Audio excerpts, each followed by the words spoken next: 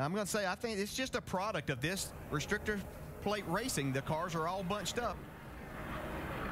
And just misjudging by a few inches can create a situation just like this. If you were with us for Countdown, there was a really strong interview by Marty Smith with Dale Earnhardt Jr. and about the disappointment of last year and the high hopes for this year. And that's what's left of today's car. What does this do to his confidence? Well, his confidence still got to be high. He had a car good enough to win and probably thought he was going to win. But that's just one of those racing breaks. Our second 10-car crash, and you can see the list of those that are involved. There's the damage on Kyle's car. And looks like they've got the sledgehammer out trying to get it away from the wheel well. We are under a red flag situation here at Daytona. Stay with us. We'll be right back.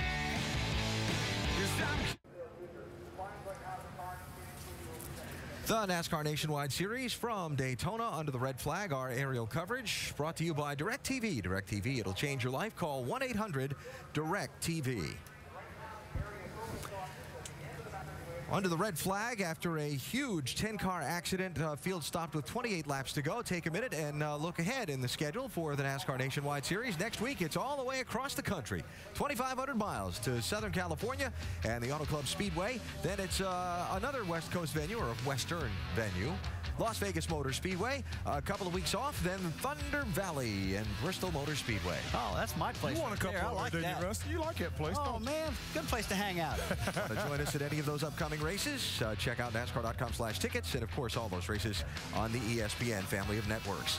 This red flag happened for a race for second place gone bad, and another look at it with Rusty, Brad, and Ray, and how Carl Edwards clipped Brad Keselowski. Yeah, for whatever reason, Carl moves up, hits the left rear of Brad. Brad hits the right rear of the 88 Dale Jr., turns him upside down, and then it's all crazy behind it. Brendan Gaughan comes plowing into where to go. Stephen Wallace goes by, no damage. There's Biffle, he tears his car up. Mike Wallace. We took a lot of good cars out of the field right now, so it's going to be interesting when we come back. And we agree with DJ's observation that it just looked like from that other angle, Carl was trying to get in line behind Keselowski in the draft. Yeah, you can see right there, Carl's moving up, thought there was an opening and just hooked him. It turned Keselowski down into the 88. That left side weight of those Nationwide cars just picked that thing up, turned over, and then there is just nowhere to go. You can see a lot of things flying. There's a lot of hurt cars out there. Right now, we don't even know who has damage. They banged around so much. We saw Dale Earnhardt Jr. climb from that battered race car and walk away okay. For more on driver safety, we go to our Craftsman Tech Garage and Tim Brewer. Tim? Thanks, AB. You know, we were over at Hendrick Motorsports last week, picked up a pretty good piece here for the Craftsman Tech Garage. Randy LaJoy, he makes a great aluminum seat, but it's driver preference. But when you go over to Rick Hendrick, he's got this new carbon seat. The seat itself is a lot stronger. There again, the insert, it's molded to each individual driver, the contour of his body. But like you said, as long as you stay within the confines of this cocoon right in this area, with the Hans device, with the helmet, seat belts, you're going to be in pretty good shape.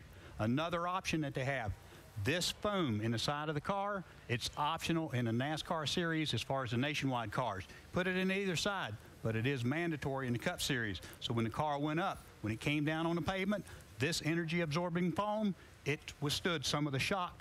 But Earnhardt, as long as he stays inside that car, he's going to be in good shape. Doc? Well, Dale Earnhardt Jr. walking out of the care center, I saw you smile, so I know you're okay. What all happened out there? I don't know. I got turned in the right rear quarter panel. I guess a couple guys just got together and it hooked somebody into me. And when my car rolled to the really disappointed for the Hellmann's folks. We were having a good run, and I felt pretty good about our chances of winning the race or running up front. It was a lot of fun drafting with Tony and Harvick, and me and Harvick, he got loose down there, but we had a lot of fun today. But that was expensive right there, so I don't know. We'll have to go back and balance our books after this one. It's been a rough day for Jarrett Motorsports. Now, with you back here, can anybody out there handle Tony? Oh, well, I mean, I think, I don't know who was in the wreck, so I just have to go back to the bus. I mean, Tony's car is great. He's got awesome motor under the hood, and, he's one hell of a driver, so, it's going to be tough to beat him. But I felt like we were up there, having a lot of fun. It was a good race, I just don't want to tear my car up like that, but that's the risk you take when you get out there. Okay, glad the junior's okay. The bottom line is they lost a race car, but he's going to be fine. Good to see that Dale Jr. is okay. You know, watching the different angles of this replay gives you a couple different things to think about, Rusty. You were watching that angle. Yeah, it actually looked like the 22 car, Brad Keselowski, was coming off the wall at the same time that Carl Edwards was going up, and they just collided. I mean, I can't say that's all Carl's fault. One more time, let's take a look at this. A little bit of that side drafting going on, like DJ was saying before. Everybody trying to get close to the fender of that other car. Yeah. And you could be right there. That's really interesting. I think it's just the turbulence in the air. Both of those guys sucking up to one another and just created a bad situation. Keselowski coming down to try and side draft off of Junior while Carl Edwards was trying to get in line behind him, and it didn't work out, particularly for Dale Jr. and Brendan Gaughan. Doc? Well, Brendan climbed out, and now he and Joe Nemechek talking over what they saw. Let me ask you first, Brendan, what did you see out there? I mean, I was sitting in the top 10. Our Toyota was running great. I mean, everything was looking good for us, right where you want to be, and that's the nature of Daytona. You know, even when you're up front, dangerous things happen. I saw Junior get turned in the middle. Like, I just saw him come in the middle of the two lines, and when I saw him turn sideways, I started to see the undercarriage. And knowing where I was sitting, I went, oh, I'm screwed. Toyota's coming back in a heap. So I feel bad. I mean, this is our first race with the Camry, and it was everything I expected and more. Joe, how about you?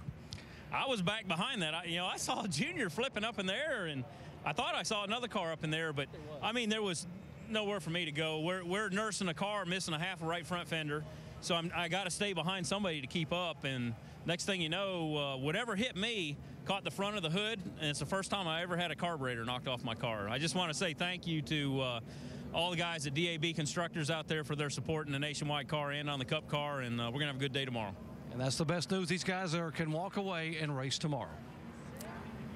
Thank you, Doc. The red flag withdrawn. The yellow flag is back out. We'll see which of the leaders will pit in just a minute. Work allowed to begin on some of the damaged cars like Kyle Busch and Kevin Harvick's, guys who had contended for the win in this race for so long. It looks to me like Kevin Harvick can get this car fixed. He's got some left front damage. Looks like they got it about fixed now. Some air damage up there, Ray. And looks like they're going to try to dress that also. Yeah, they've got a lot of work to do in it. But you know what? It goes back to that wreck is still just a kind of a physics lesson, isn't it?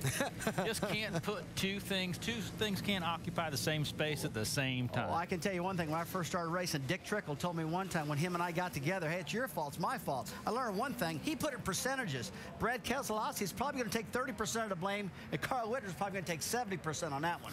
Well, yeah. I think it's interesting, though. I think what we're going to see, though, guys, the race from here on out is going to be real interesting because I do believe that the guys who get to move up position-wise are the guys who've taken good care of their cars all day and stayed out of these frays. So now we're going to see some different cast of characters outside of Tony Stewart and Brad Keselowski with a chance to race for a good position. Dave, what do you got for us? Crew Chief Butch Hilton told me they definitely want the tires because there's so much debris out there, and I definitely want fuel. That new rule at the end of the race, green, white checker, makes me nervous. Top this baby off and get Tony out of here. Jamie?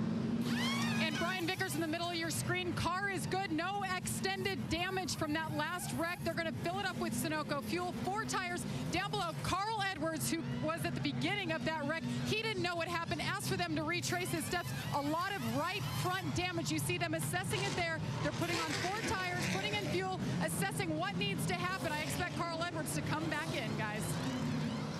So we're at Daytona. We're down to the final 27 laps, and who knows what's going to happen. Will we be seeing another frantic Daytona finish? Will we have more than one attempt at a green-white checker for the first time in the Nationwide Series? We're coming back in just a minute to Daytona Beach. Get ready for the final 25 laps of today's NASCAR Nationwide Series race here at Daytona. When the race is done, stay tuned here on ESPN2. It's our Sports Center at Daytona 500 preview. The defending champ of the 500, Matt Kenseth, joins us. We'll get reports from the garage on today's final practice. How will Jeff Gordon fare in the backup car? What does his team have to say? That and plenty more on our Sports Center at Daytona 500 preview right after the race finishes here on ESPN2. Marty, take us to the checkers. And we're going to go green with about, well, we're working lap number 96 at this point of 120, and it is Stephen Wallace who is in front and taking the lead even on the restart here. He chose the high side. Casey Kane in the 38, the 4 of Tony Stewart right there along with Brian Vickers. Casey Kane tried to throw a little block on Tony Stewart, but he was having none of that. And here comes Tony. Boy, he just blows by on the high side of the 66.